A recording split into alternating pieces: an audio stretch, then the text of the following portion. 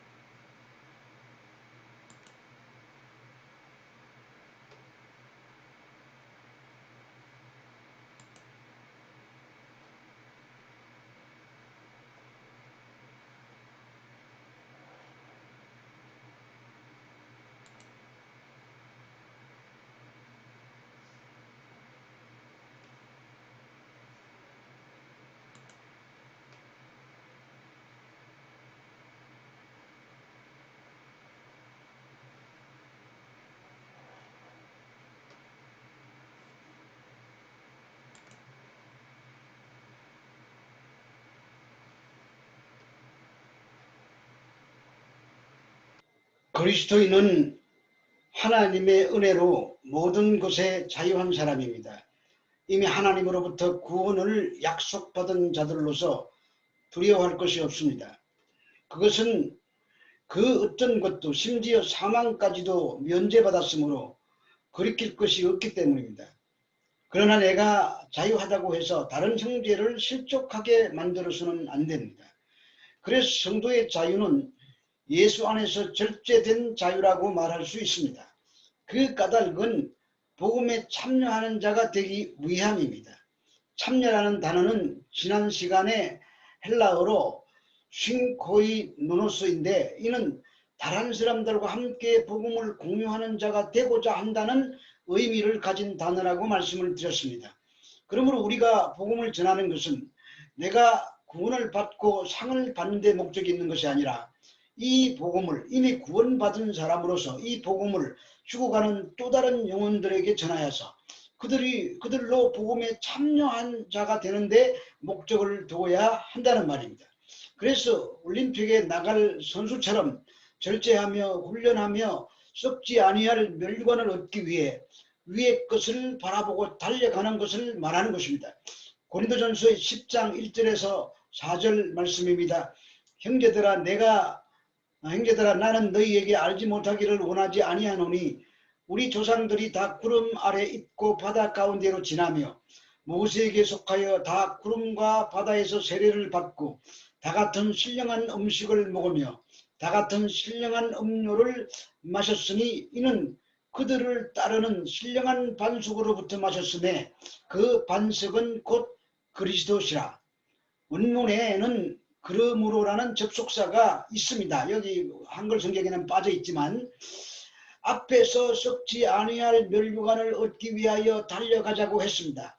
그래서 거기에 그러므로를 넣으면은 그러므로 그 썩지 아니할 멸류관을 얻기 위해 달려가기 위해서는 너희가 알지 못하기를 원치 아니하노라 하는 이중 부정의 방법을 통하여 강한 긍정을 하고 있는데 그 뜻은 그러므로 달려가는 자들이 꼭 알아야 한다는 말씀을 그렇게 강조하고 있는 것입니다. 그것이 우리의 조상들이 어떠했는가를 알리는 것입니다. 그들은 출애굽하기까지 엄청난 기적과 하나님의 능력을 맛보았습니다. 10가지 재앙에서 애국과 이스라엘을 구별하는 것도 보았습니다. 마지막 재앙에서 어린 양의 피로 살아났습니다. 출애굽도 기적적이지만 출애굽 이후에도 기적의 연속이었습니다. 구름기둥과 불기둥이 홍해 바다를 건너기 전에 애굽 군대를 막았었습니다. 그래서 구름 아래 있었고 바다 가운데로 안전하게 지냈습니다. 이 구름과 바다 속을 지난 것을 성경은 세례라고 말합니다. 다 함께 신령한 식물인 하늘로서 내리는 만나를 먹었습니다. 다 같은 신령한 반석에서 신령한 음료를 마셨습니다. 반석이 따라다녔다고 합니다. 그 반석은 곧 그리스도라고 말합니다. 출애굽한 사람들은 모두가 다 그 기적을 맛보고 체험한 사람들입니다. 고린도전서 10장 5절에서 6절 말씀입니다. 그러나 그들의 다수를 하나님이 기뻐하지 아니하셨으므로 그들이 광야에서 멸망을 받았느니라.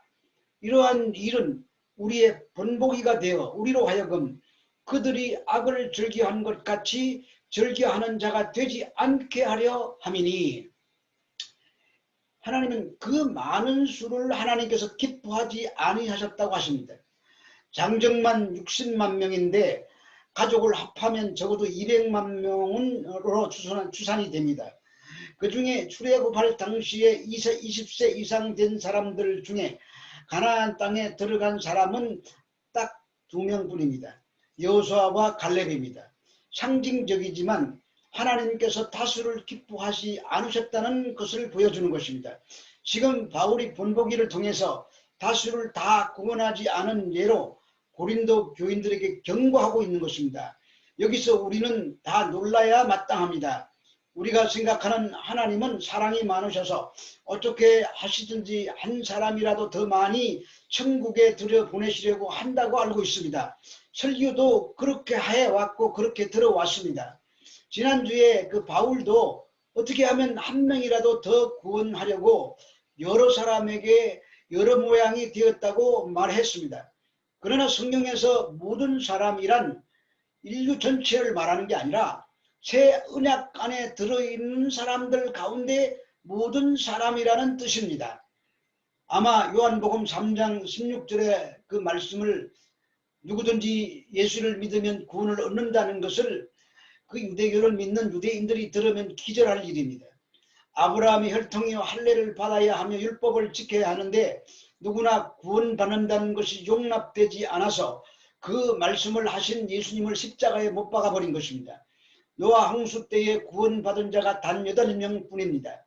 가족 수로는 딱 한 가족입니다. 하나님은 택한 자들로만 구원하신다는 말입니다. 누가복음 4장 25절에서 27절 말씀입니다. 내가 참으로 너희에게 이르노니 엘리야 시대에는 하늘이 3년 6개월간 닫히어 온 땅에 큰 흉년이 들었을 때에 이스라엘에 많은 과부가 있었으되 엘리야가 그중 한 사람에게도 보내심을 받지 않고 오직 시돈 땅에 있는 사렙다의 한 과부에게 뿐이었으며 또 선지자 엘리사 때에 이스라엘에 많은 나병 환자가 있었으되 그 중에 한 사람도 깨끗함을 얻지 못하고 오직 수리아 사람 나만 뿐이었느니라.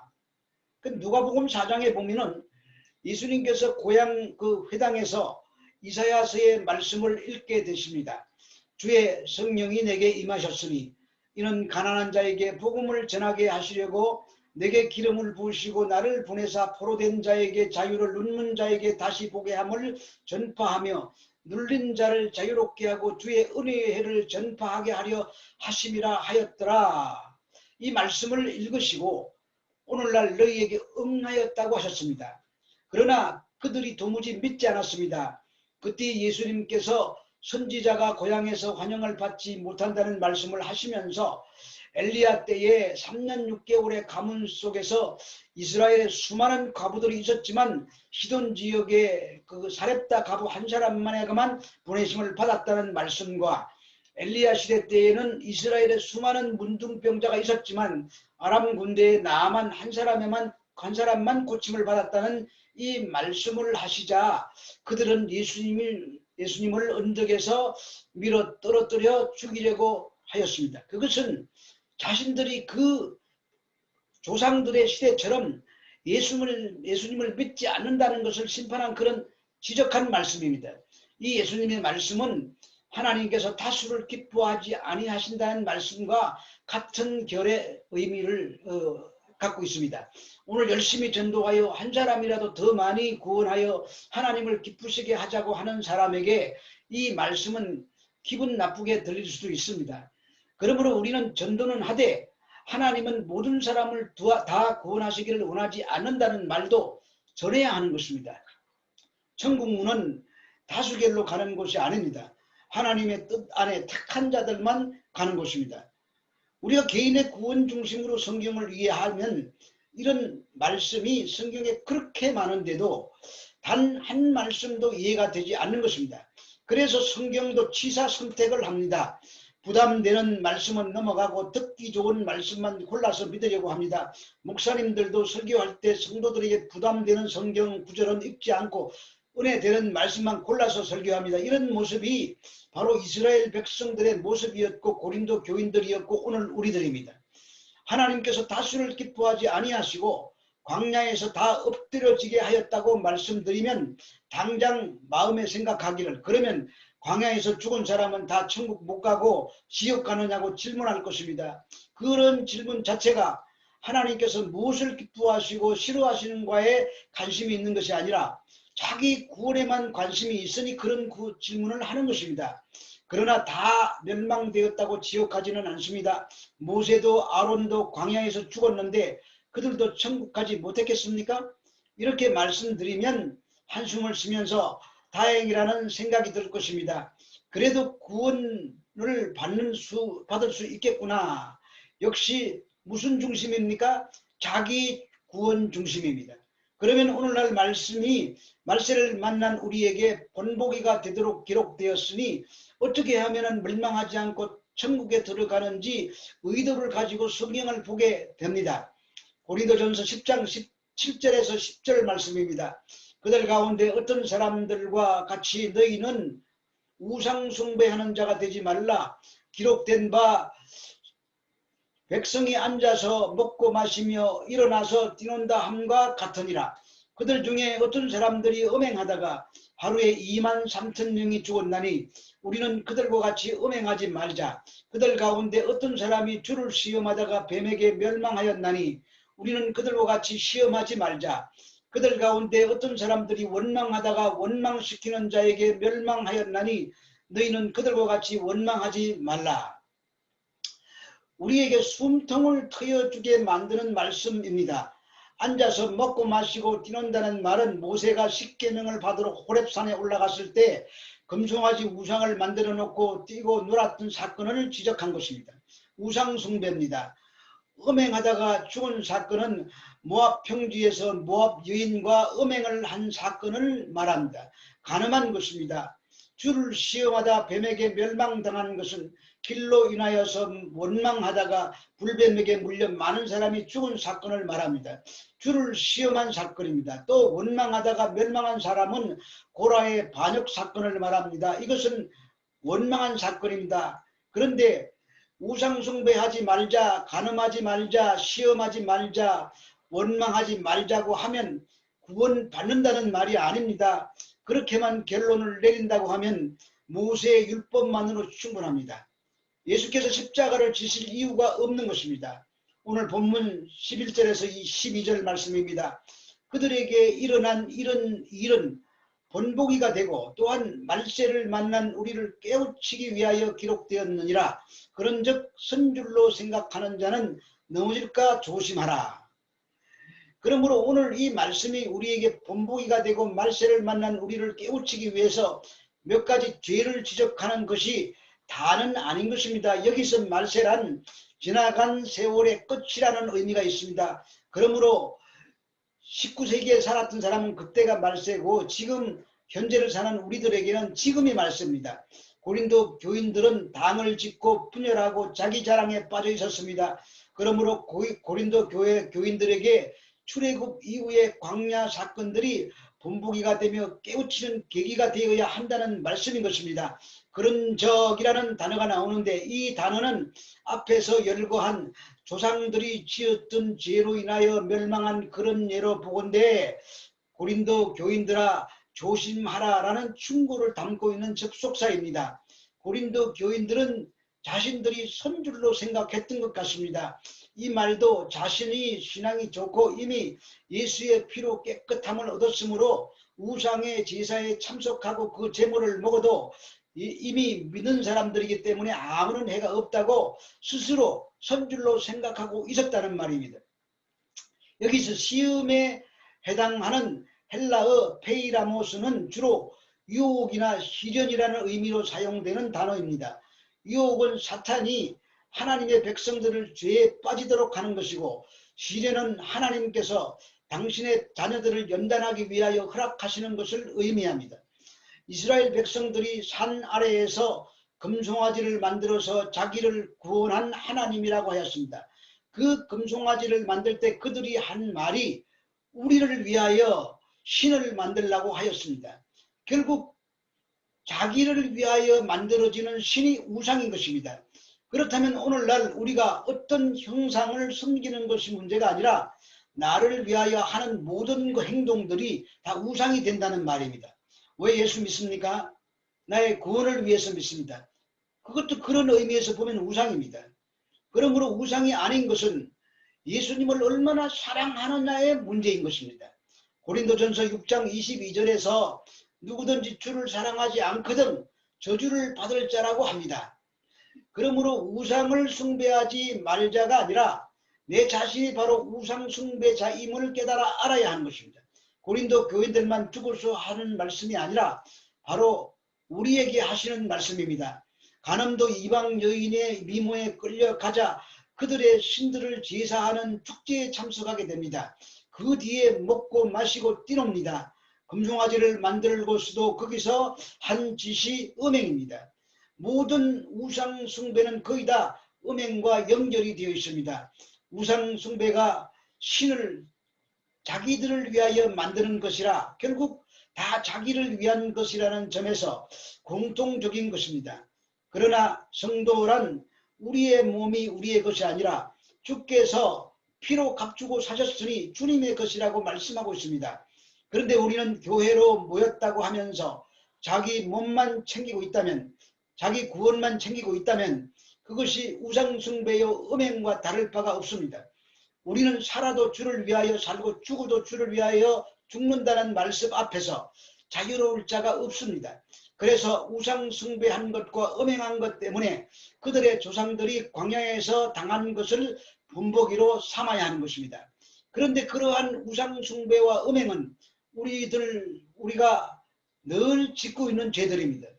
주를 시험하고 원망하는 것은 광야에서 늘 하던 일이었습니다. 길이 좋지 않다고, 만나가 이제 지겹다고, 마음에 들지 않는다고, 고기를 먹지 못했다고, 애굽의 고기 가마가 좋았다고 늘 원망한 것입니다. 원망과 불평의 핵심은 애굽에 있을 때가 더 좋았다고 결론을 내리는 것입니다. 애굽에서 먹던 고기, 마늘, 파, 부추, 수박, 외 등이 맛있었다고 합니다. 그래서 애굽으로 돌아가자고 하는 것입니다. 하나님의 약속으로 가는 것이 생명의 길인데 그 길이 늘 그렇게 마음에 안 들고 싫은 것입니다. 우리의 원망과 불평이 애굽을 그리워하고 애굽식으로 살기를 바라기에 그게 마음대로 안 되니 원망이 나오는 것입니다. 본문 13절입니다. 사람이 감당할 시험밖에는 너희가 당한 것이 없나니 오직 하나님은 미쁘사 너희가 감당하지 못할 시험당함을 허락지 아니하시고 시험당할 즈음에 또한 피할 길을 내사 너희로 능히 감당하게 하시느니라. 12절 이전의 말씀만 보면 인간들에게는 희망이 없었습니다. 그런데 하나님은 감당치 못할 시험을 허락지 아니하신다고 하십니다. 마귀에게 유혹을 받아 넘어지고 쓰러져서 불가능해 보일지라도 하나님께서 택한 하나님의 백성들에게는 하나님이 미쁘신 분이기 때문에 연단을 통해서 다시 일으켜 세우시는 하나님이라는 말입니다.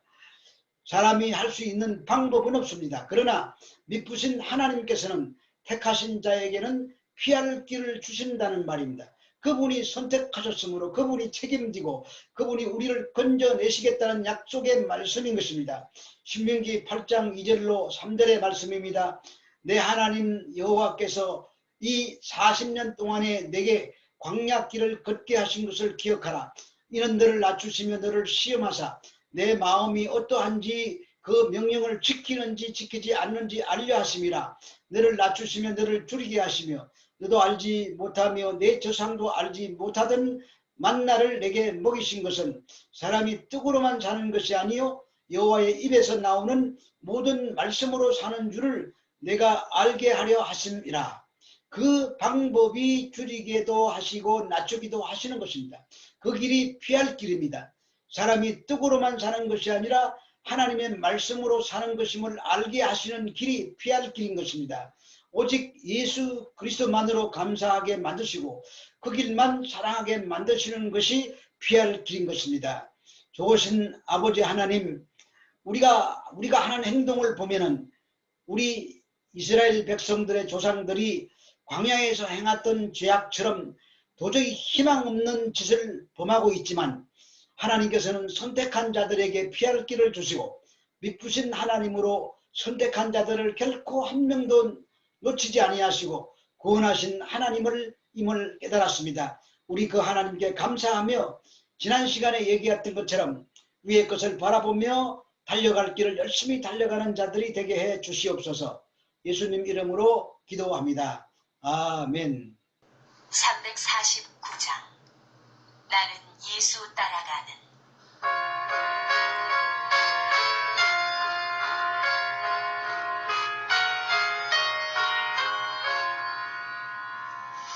나는 예수 따라가는 십자가 본 사람 주 이름 증언하기를 왜 주저하리요 다른 군사 피 흘리며 나가서 싸울 때 나 혼자 편히 앉아서 바라만 보리요 다른 사람 어쩌든지 나 주님의 용사들이 나는 주의 군사 되어 충성을 맹세하여 내가 승리하기까지 주 은혜로 싸우리 주님의 용사된 내게 주의 일 맡기라